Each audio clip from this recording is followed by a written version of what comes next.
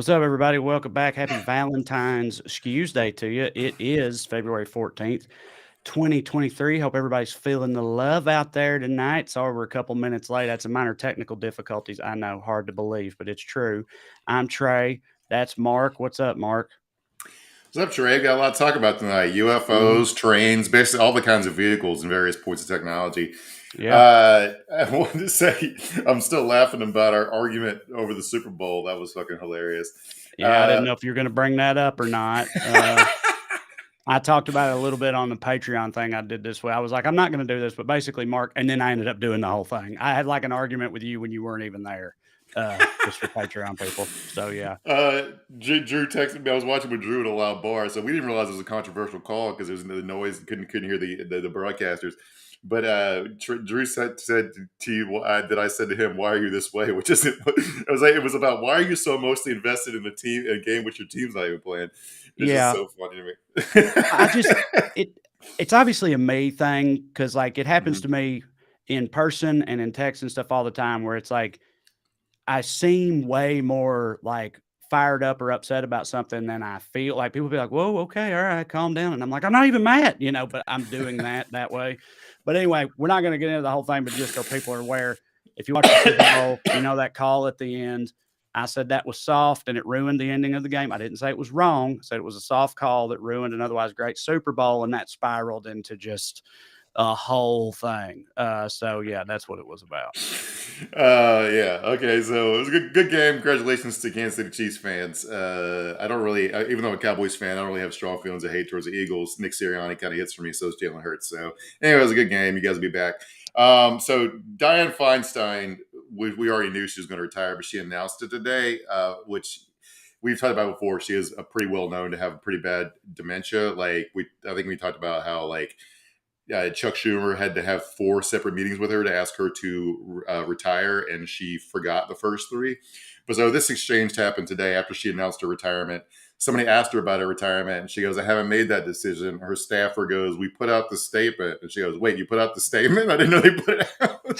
So she retired and forgot she retired. Oh god. Anyway, Ah, any replacement level California senator is going to be better than her. So you ideologically forget the fact that somebody else can actually show up for work. And this, I'm not trying to sound ageist here. I think like right. a 40-year-old early onset dementia probably shouldn't be a senator either. For Um, sure. Yeah, and just since you made me think of, Maymal's, just now we're bringing her up, I also point out mm, this is my Maymal's, throw or whatever that I've got behind me here trying a little something out, shout out to the hometown for people that are mhm. noticing the different background. I had to do something at long last to combat, your surroundings there, the ever popular climbs of Mark's setup, so Mhm. yeah, here we are. Anyway, yeah, man, she's 100 or whatever it is. No disrespect intended, but they ought not be, they ought not have the option to keep doing that, in my opinion. But I mean, they do. Yeah. So Yeah, when you have a political party who's oriented 90% around just patronage jobs and people keeping employed, then this is what it looks like. But while we're on the subject of old lunatics in Congress, the State of the Union was last Tuesday before after we got off, and I'm sure you guys have all known it. That sound like the goobers yelling at Biden, and then um, uh, Marjorie Taylor Greene and Kristen Sinema dressing like Disney villains, or like I think the joke I made was they looked like came dressed up like rich ladies, and no one was sad drowned on the Titanic. And then they stepped into a pretty epic trap. Joe Biden yeah, said about Social Security, which is deeply hilarious because yeah, that was the like you best see. part. That part was genuinely rad, I thought, and the type of thing I feel like you don't often see in like a State of the Union address or something like that. That was pretty because it was pretty expertly done. I thought he basically baited them into Mhm. publicly declaring that they would not, go after Social Security or whatnot. Right, and they like that. There's one thing everybody knows about Republicans is they love to get rid of Social Security. The whole party's been oriented since the 1960s about around rolling back the New Deal, and so why they would deny it because they've all openly. Not only is a campaign issue going to be that they want to roll back Social Security, but what's going to keep it pertinent in the news is they're all hypocrites about it because they say one thing to one group of people, another one. So like the campaign ads fucking write themselves is pretty ridiculous trap. But also highlighted that so the Republican primary, Nikki Haley declared, and everybody knows Hmm. DeSantis and Trump are running.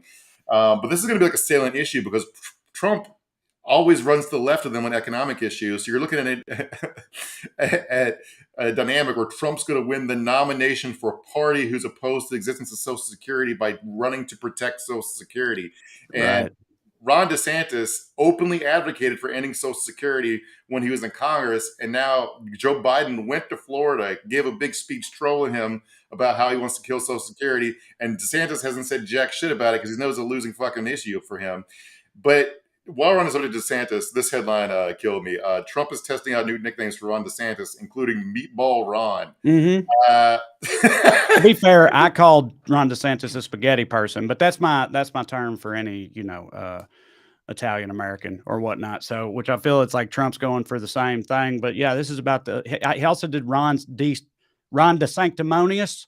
That was the one yeah, he came out the gate with. That one's not bad. Meatball Ron is more Trump's speed. They're he's always also sort trying of. out. He's also trying out lockdown Ron because DeSantis is trying to get to the right of him on COVID stuff, and but so Trump's just pretending that DeSantis was like a really strict COVID governor, which is funny.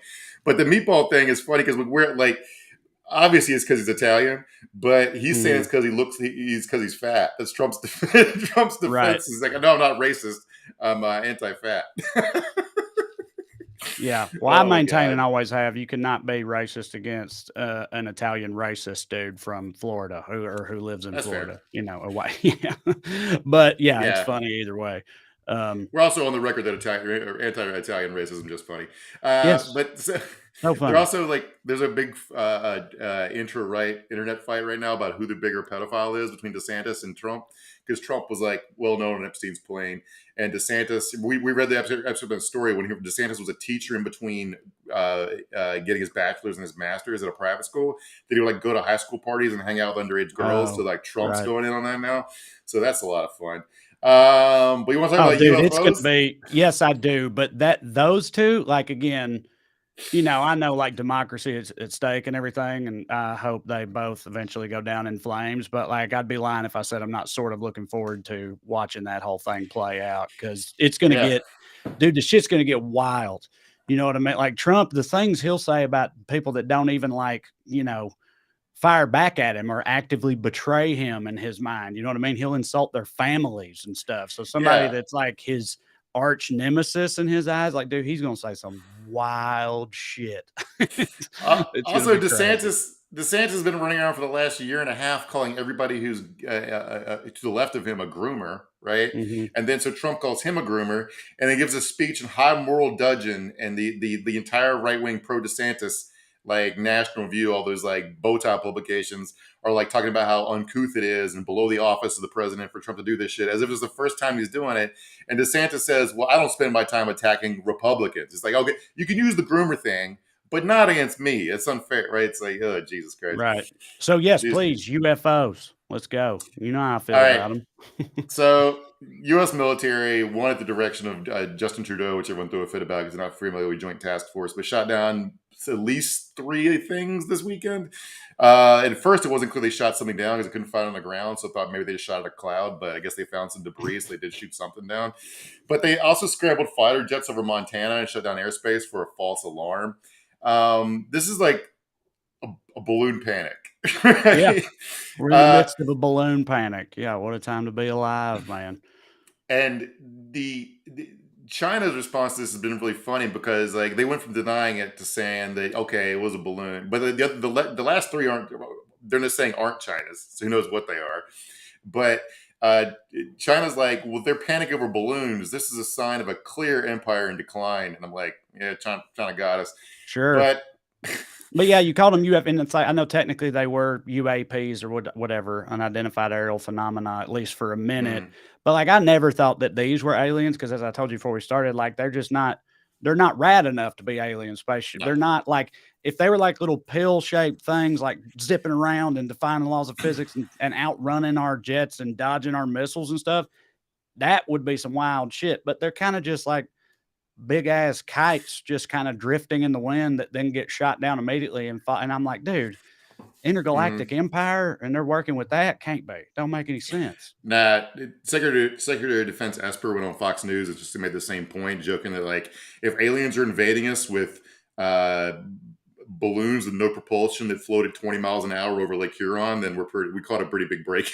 Yeah, right. But in case you're wondering, just because they're shooting at stuff means there is stuff that's worth shooting at. I mean, like, it seems what happens is, like, the military's defense capabilities were not calibrated to look for balloons because they're looking for high velocity stuff coming in, and so they recalibrated their radars. So they're catching a lot more shit to shoot at. Is essentially what happened. It's like how, like, Okay. you know how doctors hate doing cancer scans because they're almost always going to find something, and then ends up in a panic about it. And most of the time, you probably have a little bit of cancer, and it's fine, right? So, like, they're just shooting at every fucking thing because they're like tweaked out on meth and been up for 17 hours straight looking for Right. balloons. Well, that makes sense. I had kind of been thinking that maybe it was, I was like, they've probably always sort of been around, but I was thinking like maybe before the military didn't really care because they knew they weren't that big of a deal. But then now that it became like a publicly known and politicized thing, that they're like, gosh, shit, we're going to start shooting those things down now. But what you just said, I mean, that also makes sense to me. They just weren't even really, caring enough to look for them before. But yeah, balloon mania. But that, in case you're one of these kind of panics are new, I surfed across this story from World War II. So early February 1945, the captain of the USS New York was playing golf, I guess on his, like, hitting golf balls off the ship, when he spotted a strange object pursuing the battleship. Okay, it was a radio silent. The ship, the USS New York, was radio silent on the way to fight a battle in the, I can't even pronounce the name of this island. They're setting up to invade Iwo Jima, and so they thought it looked at a metallic balloon through binoculars. He ordered the ship's gunner to mark the range of the threat and had his ship and another one fire on it. And then a navigator woke up because of the gun noise, came up to the top and said, "What are you guys shooting at?" And he pointed at it and he goes, "That's Venus. That's a damn planet." They thought it was a secret Japanese super weapon, a flying metal object that was just the planet of Venus. And the guy goes, "That's just what it looks like out here." And then they realized it was a planet. The gunnery officer joked he was probably pretty short on the range. So there you go. We just love to shoot at scary shit in the sky. I mean, dude, I kind of get it. Like as somebody's always been sort of into aliens, like as a kid, there ain't no time many times that I was like, I saw a UFO and it was just like a plane in a certain type of twilight. You know what I mean? So it had like an odd color to it, or some kind of like shooting star or some shit like that. It's highly explainable stuff, but I was just, dying to see a UFO. So I thought I did a few times. And I feel like these military dudes, it's probably a similar thing, but with enemy aircraft or threats or whatever, Plus, these guys haven't had, like, the U.S. military hasn't had an air-to-air kill in like 40 years. Now we have like 4 in like 2 weeks. So these guys are having a blast, man. They're just like, never got to actually fire a missile, dude. This is fun. Yeah. All right. It is wild times. All right. Let's get Watch into the skies. Yeah. Let's get into the show here. As with us as always is producer Matt. This is Weekly Skews. Before we continue, though, I want to let y'all know about, actually, I'll make it quick, but 3 things this week instead of the usual 2. Number 1, if you want to see me live, go to TreyCrowder.com. I got a lot of dates coming up, some of which I'll be with Corey and Drew. Those are in red. The others are me solo with some local openers. It's always a great time. Go to TreyCrowder.com. Check it out. Come and see me. Number 2, we're going to go with, yes, if you enjoy this program, you can show your support by signing up on Patreon. Go to weeklyskews.com/more. $5 a month gets you access to full-length bonus episodes. We're doing one later this week. We cover things that come up in between Skewsdays and get a little looser with it and have some fun. It's a good time. So go on there, weeklyskews.com/more, or just go on Patreon and look me up. Check out the wares. Sign up on there, get some more skews in your life. And number 3, thank you, Matt, for reminding me of this. Also, this weekend, February 19th, I've got a comedy special coming out that will be available on Amazon for purchase. It's called Trey Crowder Damn Boy. That's also part of a package. Corey and Drew each have their own specials as well. You can get all 3 of them, or you can pick and choose individually, whatever you want to do. We're really excited about that. So, yeah, check that out this weekend. Okay. As for the show tonight, we're going to be talking about one of the greatest environmental disasters in American history, the Norfolk Southern train derailment in East Palestine, Ohio. Mainstream media may have led you to believe it was an unfortunate act of God and that alone, but trust us, there's a lot of bullshit in that box, and we'll unwrap it a little later.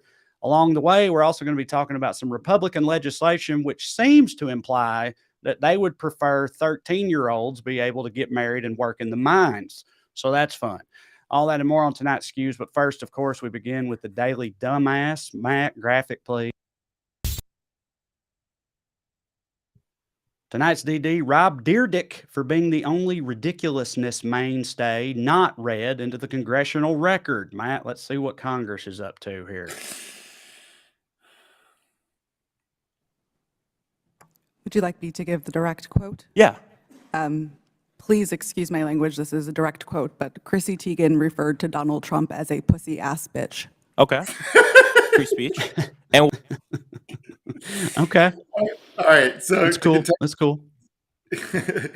So to contextualize this, this is the Republicans' big weaponization of government hearings, which they kicked off by talking about the Twitter files and Twitter content moderation policies. This is all fucking so stupid.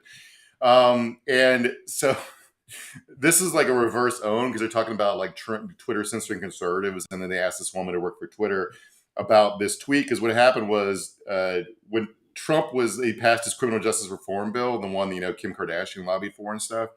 John Legend congratulated for him or whatever, and Trump thought John Legend was trying to take credit for it. He posted a tweet tagging John Legend and a bunch of other activists and referred to Chrissy Teigen as John Legend's foul-mouthed wife, to which Chrissy Teigen tweeted, "He didn't even tag me. What a pussy-ass bitch." All right? Mm-hmm. So that's how that ends up being the congressional record, and Trump White House reached out to Twitter to take down Chrissy Teigen's tweet calling him a pussy-ass bitch.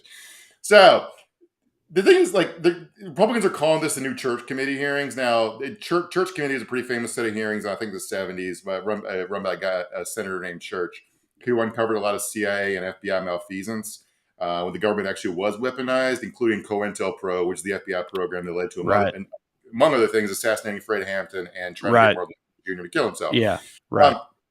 So while they're doing this big investigative report in The Intercept comes out about the FBI using an undercover operative in Denver to disrupt Black Lives Matter by infiltrating the group, trying to get them to commit crimes, which they all declined to do, and then also accusing everyone else of being a snitch. So this is a thing called snitch jacketing, where you have your snitch call everyone else snitches, and if you've seen Judas and the Black Messiah, you've seen a little bit of that.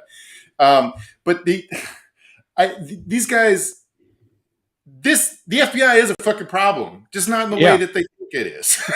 Right. So it drives me crazy. Like, it's like there's no there to what they think is going on. But anyway, this is all somehow about Hunter Biden's laptop, and I don't want to do that dumb shit again. But like, no, who cares, man? They introduced a new bill this week called Online Safety for Children Act or something. Like, this is a bipartisan bill trying to make social media safety for children. Meanwhile, they'll hold hearings about how Twitter wouldn't show Hunter Biden's dick to everyone.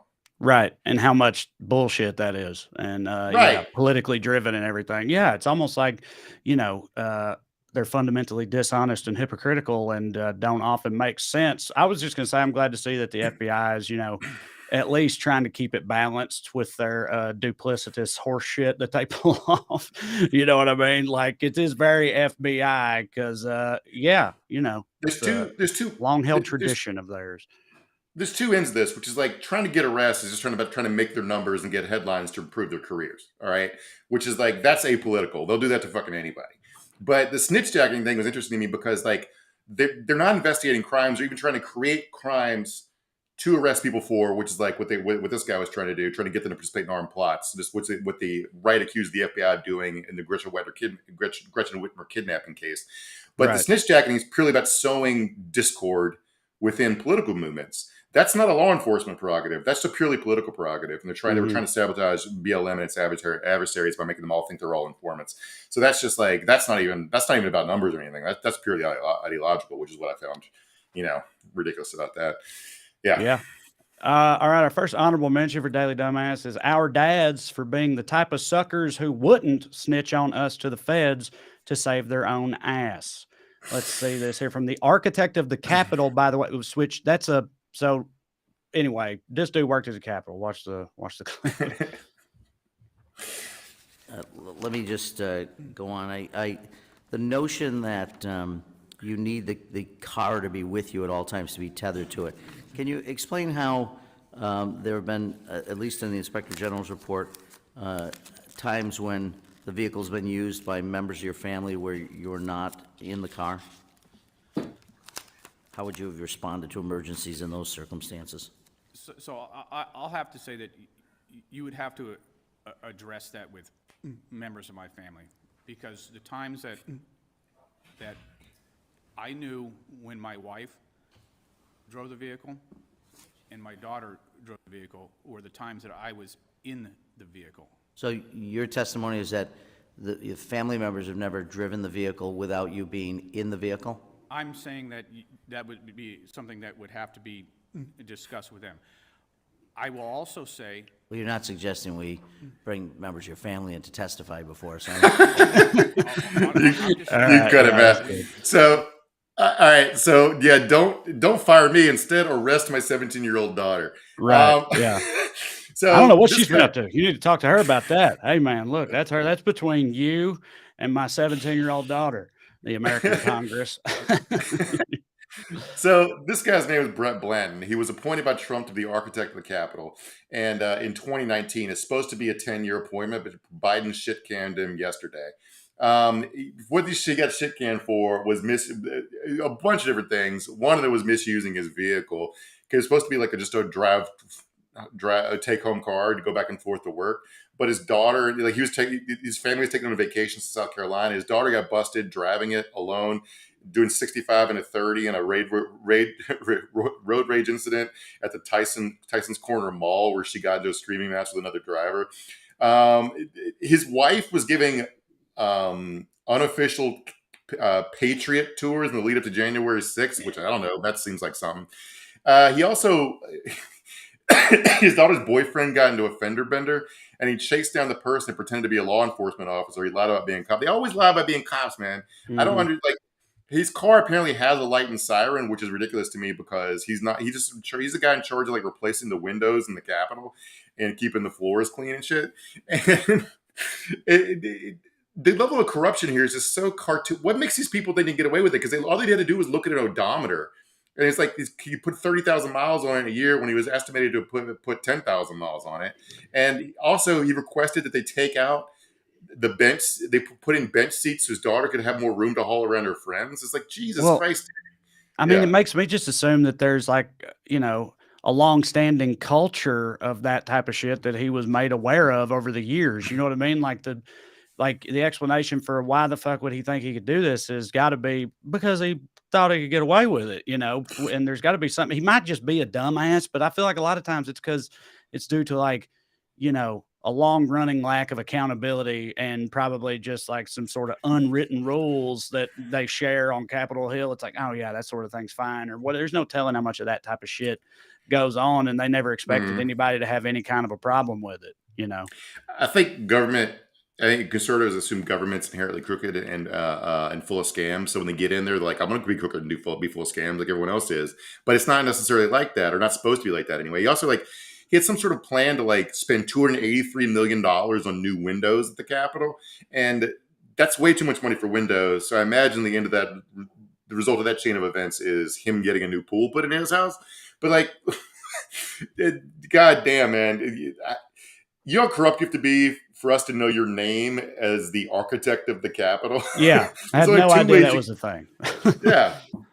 There's no way the only way to get famous is do shit like right. let your daughter do road rage in a government car. Yeah.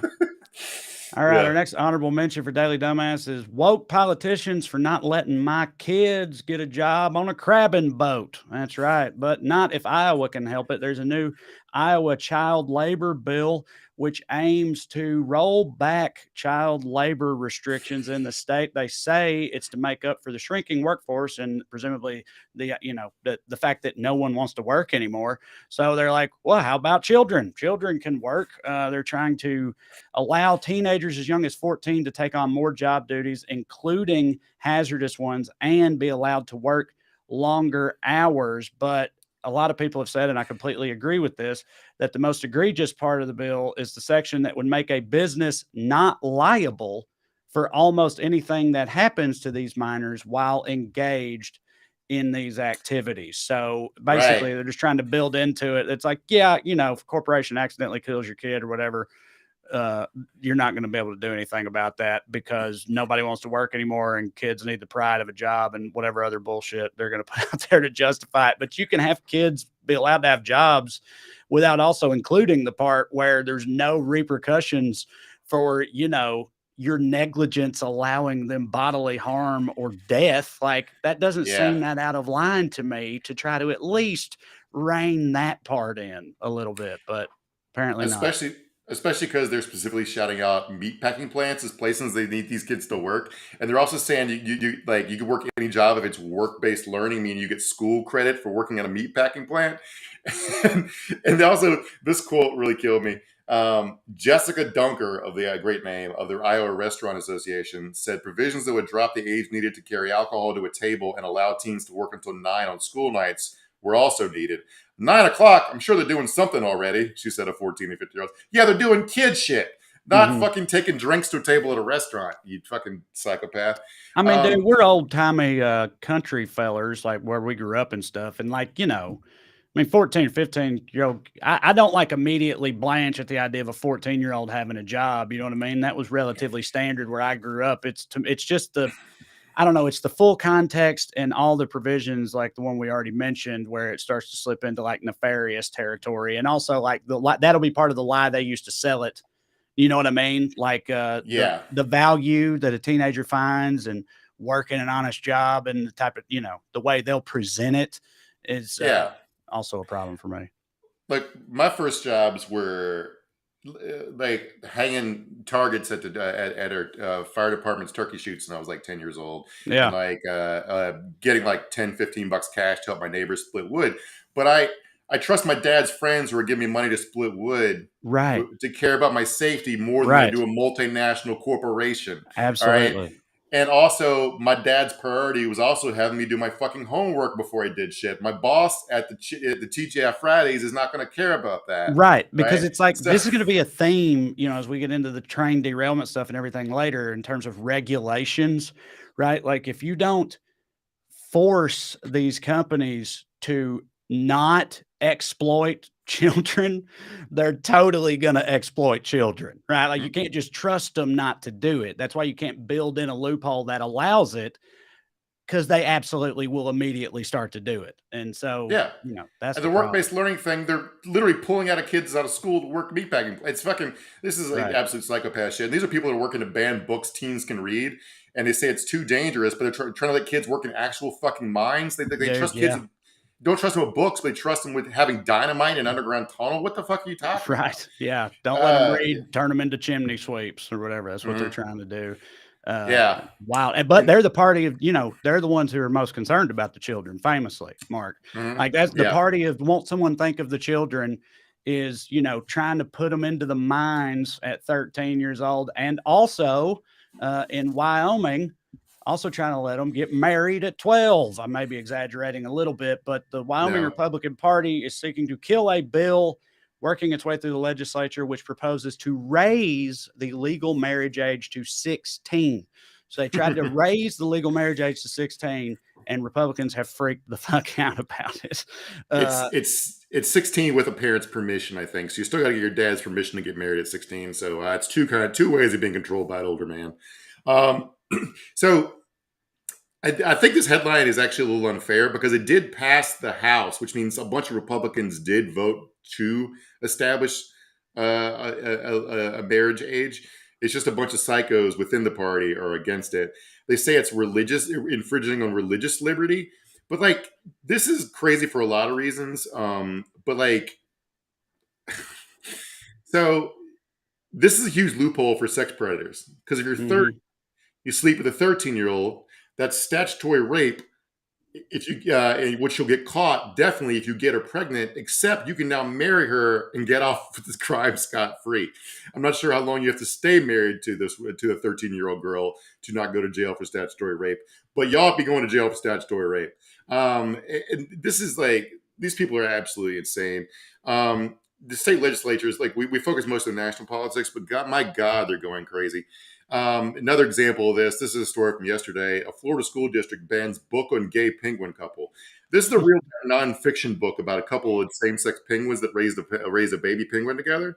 And there's nothing in it advocate. I mean, if I'm being generous, obviously it air quote normalizes, same-sex relationships being normal. But who the fuck cares? This is a nonfiction book about two adorable cartoon penguins based upon real life penguins.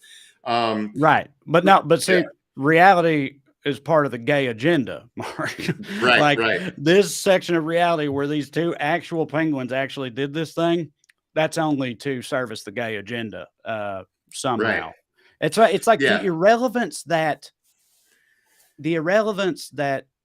whether or not something happened has to their concern for it being taught in schools, if that makes sense. I sort of butchered my wording of that, but you know what I mean? Like how little they care about whether or not a thing happened in terms of whether or not children should be taught about it is wild. It's a wild stance to hold openly to me. But it's also like you're arguing that books are turning kids gay because it's unnatural to be gay, while looking at a book about a true story about two gay creatures in nature. Right. God made them penguins gay, clearly. Didn't I mean, if you believe in God, like, right? Or I don't know. I'm sure they'd say the devil made those penguins gay. And the devil also wrote the book, and the devil wants it put in the kindergarten classroom and all that stuff. So, You reckon penguins got their own devil? Yeah. Penguins saying that'd be cute, adorable, actually. It would. They also banned like a cartoon biography about Roberto Clemente because it mentions him overcoming racism. Roberto Clemente was a Hall of Fame baseball player, if you guys don't know. The funny one is a comedy writer I know casually who wrote a book about. She used to write for I think John Oliver's show, or maybe she still does. But Day in Life of Marlon Brando, which is a fictional story about Mike Pence's pet rabbit, except they make him gay in the book. So that was just funny. Anyway. I saw this JD Vance video, and I want to say for once in my life, I absolutely agree with JD Vance. He's talking about this train derailment. This will be our segue into this will be a segue between all these silly state government stories and the train disaster. Hit it, man. Unfortunately, my constituents in East Palestine have been some of the main victims of the fact that we have failing infrastructure in our country, again, after spending tons of money in an effort to actually fix it. So the problem we have, Tucker, is that we are ruled by unserious people who are worried about fake problems instead of the real fact that our country is falling apart in some of the most important ways. You mentioned they do this type of thing all the time where it's like they say something that if you remove all context, you're like, damn, they really nailed that. I completely agree with that. But then the context is something so far off base and the complete opposite, of how you feel about it, that it's wild. Like the projection, the lack of self-awareness, it's continuously amazing to me. Right. The fact, the context, the fact he's saying this on the lesbian M&M hour with Tucker Carlson is just so perfect. Exactly. Yeah. So now we're talking about the train derailment in East Palestine and why it didn't need to happen and why it's worse than it needed to be and how nobody's going to do anything to stop the next one. In fact, there have been 2 more train derailments since then, at least that I know about. So a couple of the basics here, the timeline of events here is a train derailed in East Palestine, Ohio, February 3rd. Federal investigators say it was caused by a mechanical issue with the rail car axle. A couple of days later, all these chemicals were leaking and burning. They're afraid it was going to explode. That's what they say. We'll get to that in a second. And so their solution was to purposefully burn a bunch of toxic chemicals. The Governor DeWine said today that he followed Norfolk Southern's recommendation to burn the chemical cars, and he got the CEO's word that everything will be okay. Oh. All right. Well, okay then. And Matt, get this video to see what this calamity looks like, so you can get a sense of the scene. This is drone footage taken days after the wreck. All right. Yeah, like 4 days later, right? So we don't look, need the sound, Matt. We don't need the sound. It's just ominous music. So, by the way, there's no more cursed search than drone video Palestine. I do not recommend doing that. By the way, we did a series of episodes in December about how likely this was. It was a small part of the aspect of the railroad strike, but this is exactly what union workers predicted would happen if Congress didn't do shit. And what happened instead was Joe Biden and Pete Buttigieg conspired with Congress to crack and the railroads to fucking stop the strike and break it. So yeah, thanks to everybody involved in this. And the two derailments yesterday were in South Carolina and Texas, and the latter of which did involve toxic chemicals. So yeah, this is just the worst one, I guess. Texas is the one. Houston isn't that bad. And here's a fun fact I surfed across researching this. You've seen the recent Noah Baumbach movie White Noise on Netflix, Trey? No, I knew that it came out, but I didn't know anything about it. And I damn sure didn't know that it was apparently just about this incident, but it was filmed over a year ago and came out like a few months ago or whatever. It's about an airborne toxic event after a train crashes into a tanker truck. And the fun part, it was filmed in and around Ohio, and some people from East Palestine were extras in it. So that'll be a fun deep dive for QAnon people.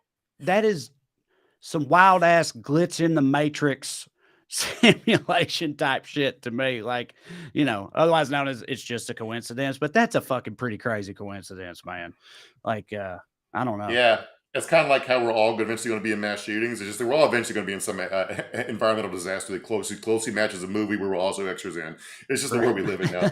But CNN talked to a guy who was in the movie about it and goes, everybody wasn't talking about that. I actually made a meme where I superimposed my face on the poster and sent it to my friend. So I'm glad this guy's having a good time. So as far as what's on the train, we don't have to play this video, Matt. I'll just quote the guy. But the local news coverage talking about burning this stuff.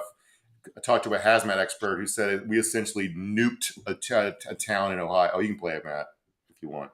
3 more chemicals that were on board the Norfolk Southern train that derailed here in East Palestine just over a week ago. And we're being told that some of those chemicals are dangerous. We basically nuked a town with chemicals so we could get a railroad open. Yeah, you cut it, Matt. So yeah, essentially, so that's the thing about whether or not it was the best idea to burn it. He's basically saying that he thinks they did it just to get the railroad open faster so they can start making money again quicker. So as far as what was on that train, ethylene glycol monobutyl ether, which is bad for your central nervous system, ethyl hexyl acrylate, which is bad for gastrointestinal tract and it causes ulcers, isobutylene, which causes headaches, dizziness, and at higher levels, coma and death. It also had 100,000 gallons or 1 million pounds of vinyl chloride leaked, spilled, and then burned. Vinyl chloride is used to make plastics and associated with an increased risk of liver cancer, as well as brain and lung cancers. Also, when it's burned, which is what they did, it creates hydrogen chloride and phosgene, a toxic chemical was used as a gas in World War I.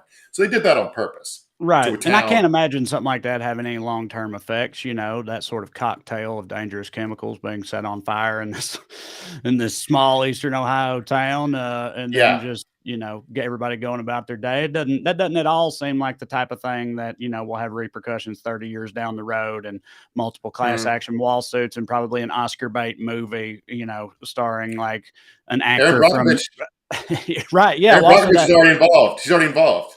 Yeah, right. But yeah, and like Mark Ruffalo made that movie about the chemical, DuPont or something like that. I think it was. But anyway, yeah, this is going to be one of those things for sure. It definitely just feels like it's only going to look worse the further away from it we get, and it looks pretty bad, right now. So we'll get to so disclaimers here. One, I think some people call it the worst environmental disaster in American history and say it's worse than Chernobyl. I've also seen other people who were considered experts saying that's overblown, and some of these chemicals are destroyed by sunlight, and their half-life or whatever you want to call it, it should dwindle fairly rapidly. However, the residents are saying the air smells like chlorine, bleach, and nail polish, while they're being told it's safe. But the experts say, well, actually, you can smell these chemicals at levels that aren't toxic.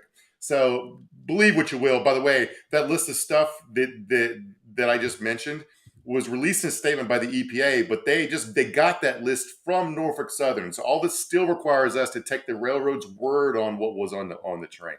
All right. And they are already covering their ass trying to fend off lawsuits. A couple class action suits have been filed. Some experts said they should have evacuated everyone within 50 miles, which would include Pittsburgh, by the way.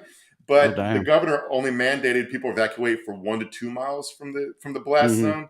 This doesn't. And we all know that the cancer stuff is going to take years and years to figure out. Right. And this is I mean, you Yeah. also, you were saying, I know I'm skipping ahead a little bit here, maybe, but it's relevant to what you were saying earlier. Some of these experts are like, oh, you can smell it, but it's not a big deal. Sure, the air is bleach, but it's not that big of a deal. Or, no, it's safe levels and all that shit. But there's been countless reports from people and video evidence and proof and stuff of like animals dying all over the place here, right? Like Yeah. in the days since, like a whole river just floating with dead fish and like people's dogs and cats going outside and never coming back in because they just die out there. And it's like, that ain't the type of thing that just be happening.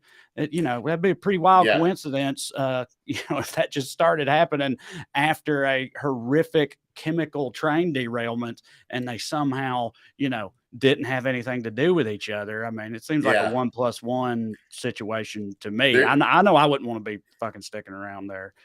there's a there's a video we can skip because we're running a little late, but it was really funny talking about all the dead fish in the creeks, and I was like, a fun drinking game would be to count the howevers in this news clip because there's Right. so many goddamn howevers. People say that the experts are saying that the government's saying this is fine. However, and like the news story Matt has up, and we quote from it here. Had an interview with a guy named Taylor Holzer, whose family runs a dairy, and they have like a bunch of pet foxes. He has license. He's a licensed fox keeper, which I didn't know was a thing.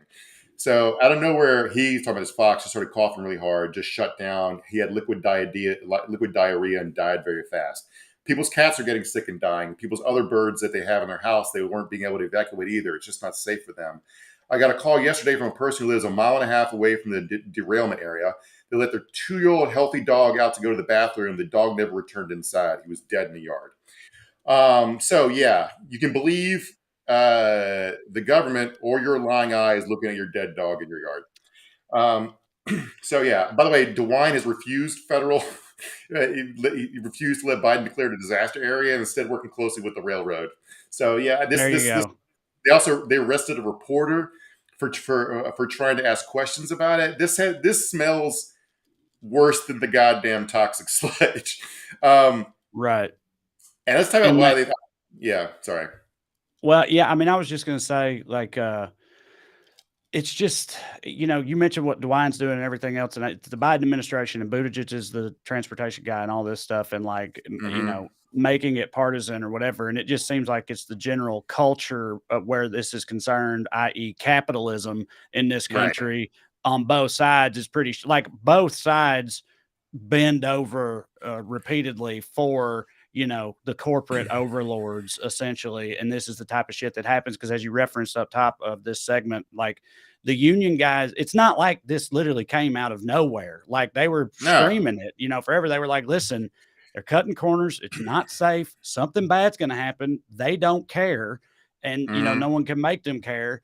And then, look what happens. I bet you, I don't know if there's an actual regulation, but if there isn't, there should be about how many different types of insanely hazardous chemicals you can have on the same goddamn train, or how many cars that are carrying stuff like that can be on one train.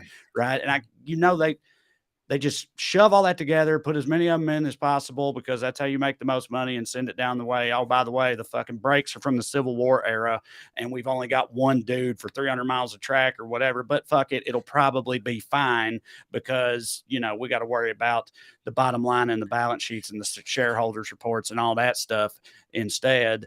And it's all, shit does happen, but that doesn't change the fact that they made it way more likely to have happened by openly prioritizing profit motive over safety measures and just the value of people is my main takeaway from it.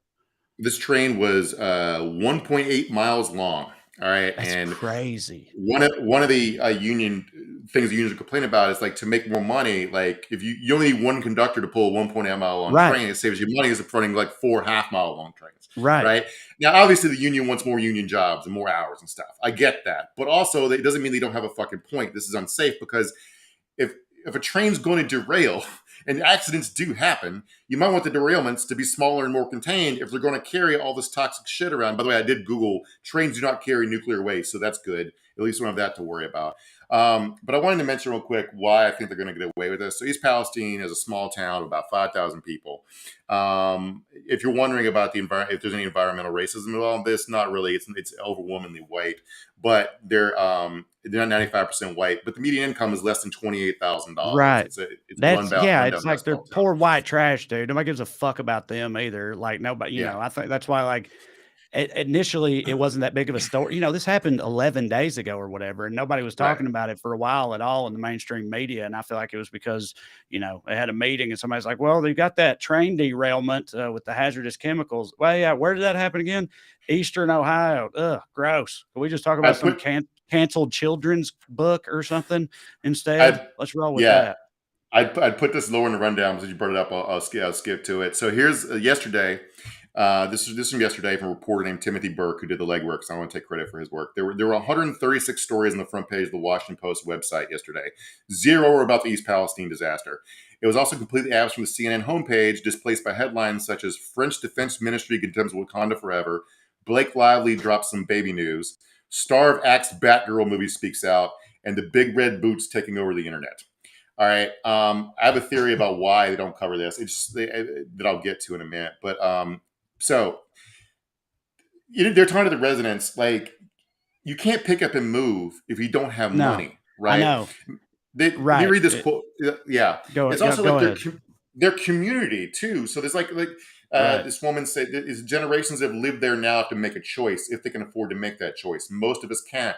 Who would buy a house even if it was cheap? Right? How you can't sell your house when no one wants to move into your fucking town. So that's another reason moving's not an option. Right. I don't want to take my kids back to that. None of us had the money to completely start over somewhere. And this local artist posted a really touching letter about on his Facebook page, open letter to Norfolk Southern, and said, "You just ripped from us our small town motto, a place you want to be. It may not be beachfront property. It may not even have the highest paying jobs or much else to offer. But in my experience in life, the place most people want to be is where you need a helping hand, a shoulder to cry on, a friend to pray with, or a place to call home. East Palestine has always been that place to be." And in exchange for taking all this away from them, Norfolk Southern gave $25,000 to the town. Yeah. To the town of 5,000 people, $5 a piece. Right. They also offered people within a 1 mile radius, even though the evacuation radius was 2 miles, which most people agree was too small anyway. People within a 1 mile radius get $1,000 a piece. That's what I was about to say. I know this town is not, it's a little bit bigger than mine, but it's not that, dissimilar from my hometown. And yeah, people they can't sell their house. Their property and everything they have is essentially worthless now. They don't have the money on hand to just pack up and move away. So what the fuck are they going to do? But they should, because every single goddamn bit of that should be paid for by these motherfuckers. They should be liable for the cost of all of that. Relocating all of these people, replacing the property that they cratered in value with their horse shit, all of that. And it's like them acknowledging, oh, we do owe you something. And then that amount being $1,000 for only half of them or whatever. It's just such a fucking slap in the face, man. It's insulting. They'd be better off not offering them shit, I feel like, than to offer them that much. It's infuriating.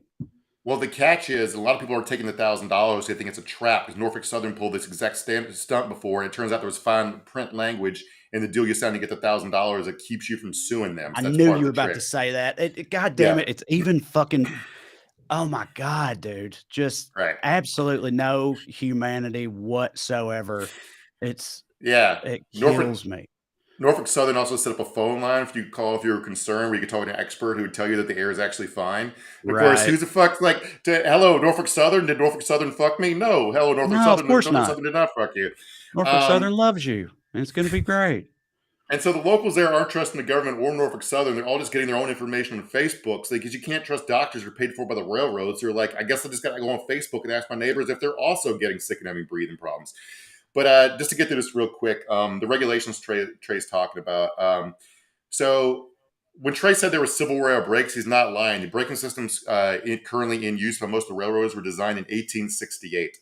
And in 2014, there's a big train derailment. Obama tried to make them switch to ECPs, electronically controlled pneumatic brakes, which stops 60% faster and acts simultaneously, as opposed to these janky old broken down brakes.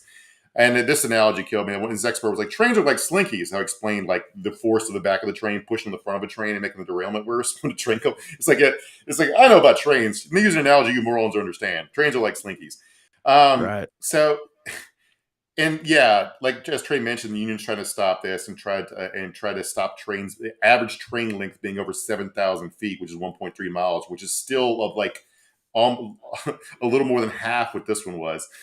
Right. Jeez, Well, it's like the people who do the goddamn job, who that's their whole job and they've done it for years. Like they're telling the suits, this shit is dangerous and you really need to do something about it. And they're basically just like, well, what would that guy know? Yeah. What I mean? He I doesn't, have an MBA from Cornell. What are you telling me yeah. about trains for, train guy? This guy went to community college, if that. Yeah. He doesn't know about trains. It's fucking. I hate this shit so much. They've been warning about it for years. This is a headline I'm going to read from 2 years ago from a union union leader. It's going to end up like Boeing. This is right after Boeing had those 2 huge plane crashes because they kept lying about their software, that they killed hundreds of people and then nothing ever happened to them. And like, if you're wondering if it has to be this way, because accidents are going to happen. We'll get to that in a second. But like the U.S. had 7.2 derailments per 1,000 miles of track in 2021. The same year, Sweden had 0.6. So we have 12 times as many derailments. And I don't know what Sweden's up to, but they're doing something vastly different than what we do because the whole world has trains. But yeah, so you got to separate the disaster into different buckets because there's layers to it. You got the crash, which crashes are going to happen. The question is, why is the train so fucking long? And why is it carrying 10 different dangerous things at once? You got the burning of it. Was it the best move, or was it to get the train open back faster? You got the legal fuckery post crash because like by the time this. Something we got to be aware of is like by the time people get cancer, file a lawsuit over it, get paid out over it, Norfolk Southern will be broken up into 17 different subsidiaries that all change their names. All right? Mm-hmm. These people are never going to be able to get a fucking dime. When I worked construction, the company I worked for, depending on what truck I was driving in, had a bunch of different names. Because if one of the drivers hit and killed somebody, they could move all the assets over to one of the other shell companies before the person could file suit, and there'd be nothing left out of that shell company except the one truck that killed the guy. All right, this is if a small town little construction company owner can figure this out, certainly Norfolk Southern can. And if you're wondering if anybody's going to learn anything or anybody's going to change, no, because everybody fucking sucks. All right, we talked about Obama trying to change the rules.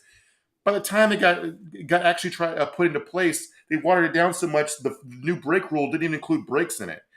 Not that many breaks anyway, not as stringent. And then when Trump came in, railroad industry gave $6 million to sink GOP campaigns, and the Trump administration got rid of the rule altogether. And Biden's done nothing to put it back into place. Norfolk Southern, it's all safety regulations. Sorry. Well, I was just going to say like that, like as I already said earlier, the Democrats, they don't hit about this either. They also get walked all over by the corporations and stuff, and nobody holds them to task on either side in this fucking country. But dude, if the Republicans fully had their way, there'd be no nothing, none of that. Right. They'd have complete free reign because that's the free market, baby. That's capitalism. Regulations are big government shit, So it's like, that's why any kind of like, they're going to finger point, Biden's in charge right now and they're going to do everything they can to like, dog his ass for this. But it pisses me off because it's like, like this type of shit wouldn't happen on y'all's watch. It happened every other fucking day, Right. No, yeah, I'm not saying the Democrats are as bad. I'm saying both parties, both parties are completely captured by campaign donors, and they don't have the will to upset. Like Biden, if he had a magic wand, I'm sure would have better trade regulations, but he doesn't think it's worth the fight, right? Neither does Pete Buttigieg, who didn't say anything about it for like 10 days, and today said some mealy-mouthed shit about looking into it. And as far as the news coverage,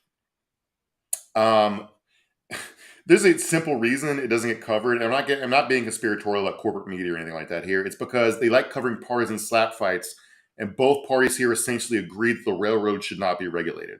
All right. So there's no fight to cover.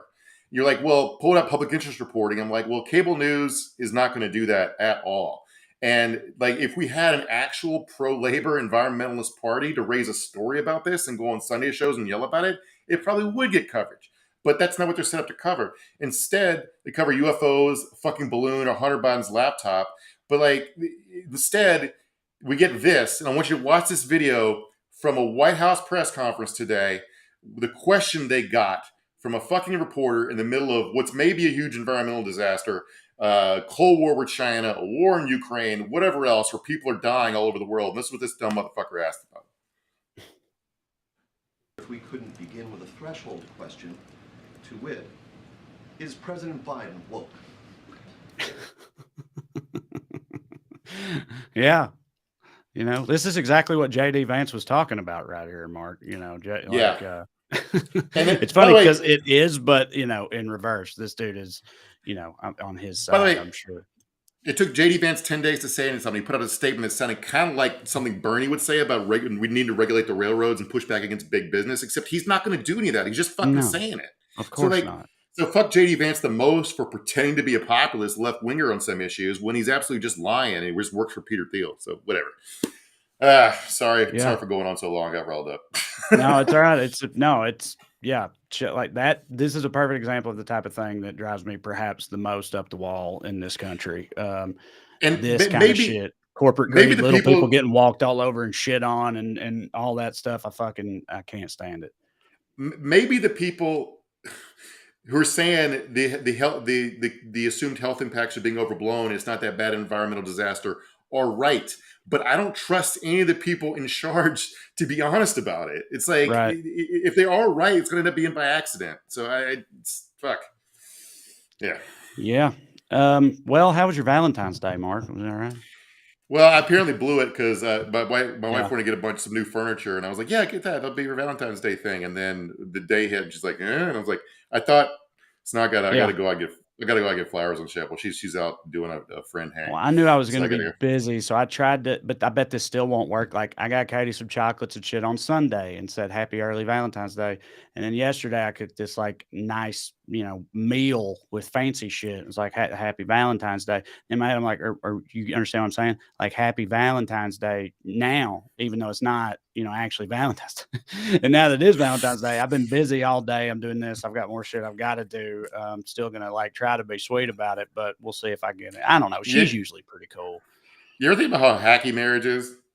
Like, it's like every time, like I'm a professional comedy writer. My wife's very funny. She's an actress and a comedy actress. And every time we have an actual disagreement or marital situation, I'm like, oh, King of Queens did this episode. I've seen this. Oh, yeah. Like, fuck. Yeah. I mean, that's the thing, you know, a lot of those shows, they weren't that far off, you know, that's why they're hit for people, man. They're like, that is so true. That is so true, Kevin James. Yeah, but I mean, it was. So what are you going to do? All right. So again, quickly, go to TreyCrowder.com and look at my tour dates. Come and see me live. It is fun. Go to weeklyskews.com/more or go on Patreon and search me up. Check out what we got on there, including getting some bonus Skews episodes, and you can support the show. And also Matt, as he has up right now, this weekend, my comedy special will be available on Amazon. Trey Crowder, Damn Boy, February 19th. You can buy it on Amazon. Corey and Drew's will be up there as well. You can get them all together as a package deal. You can pick and choose. You could do whatever you want, but we hope you will check them out. And yeah, we'll see you next Skewsday, everybody. Thanks for being here. See you. Love you very much today, especially.